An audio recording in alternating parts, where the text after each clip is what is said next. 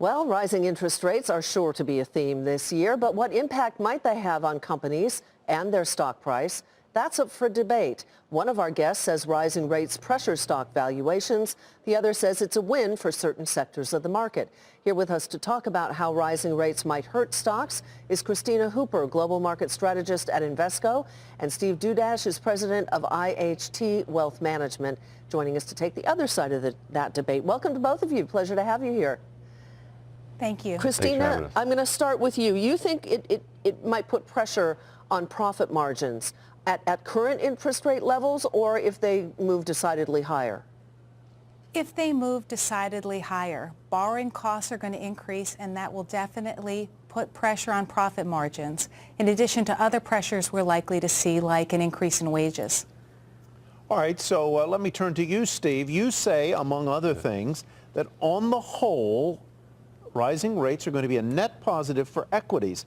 I can see where it's going to help financial companies. Their net interest margins will expand as they're able to charge more because, by the way, they usually charge more for loans than they pay you in deposit accounts. But how else is it going to help stocks? Well, okay, let me take a slightly different approach. If we're not going to raise interest rates, when are we? We just came off a year with the markets up 20%, 3% GDP, and unemployment, very, very low right now. What else do we need to do in this Goldilocks period to make people comfortable with a rate hike? Our economy is better off if we rise our rates just a little bit. I'm not talking about get back to where we were in the 70s or 80s, but raise rates a little bit and give us that ammo in the gun for when the next recession comes or the world event or whatever. We all know it's going to happen sooner or later. Gives us some protection knowing that we have ammo for when that takes place. If something bad happened today, we don't have a lot of wiggle room to protect us or to help out on that. So get rates up there. I mean, we're at 500-year lows in rates right now. A little bit more of a rate hike isn't going to really hurt things in the long term that much. Christina, let's talk about the point that Steve just made about the fact that if indeed we do have a market event, that it gives the Fed a little bit more wiggle room. Others say rising rates complicates it for the Fed. What do you think? Well, I think he's absolutely right that certainly you get some dry powder by raising rates, but that doesn't dismiss the fact that it does put pressure on valuations. When you think of major valuation models for stocks, the inputs are earnings or expected earnings and interest rates.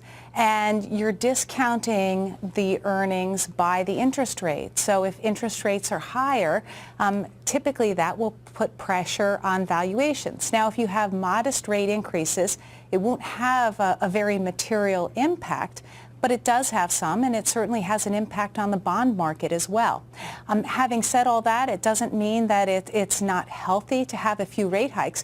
We just have to be prepared for the fact that we could see some valuation compression if earnings don't deliver. So address that, Steve, and I take your point, the idea that if not now, when are we going to raise interest rates with them this low? But my initial question was, explain to me how these higher rates are not going to hurt stocks, but in your view, may indeed actually help them go higher. Okay. Your guest is 100% right. It's going to hurt valuations a little bit. There's no doubt about it. But we don't need another 20% market returns. I mean, don't get me wrong. Everyone's happy when the markets are up 20%. But that's not healthy.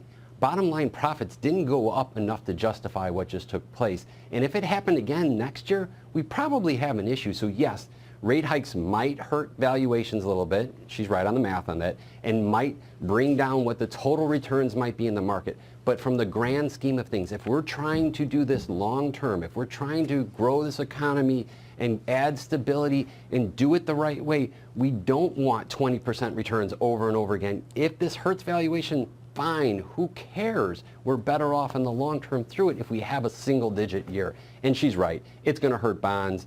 But that actually ends up helping the stock market because if people aren't making money on bonds or losing money on bonds, they're going to rotate into the stock market more, which props up returns on the stocks a little bit more than probably should take place. All right. Well, the conversation is not over yet, certainly. We'll continue.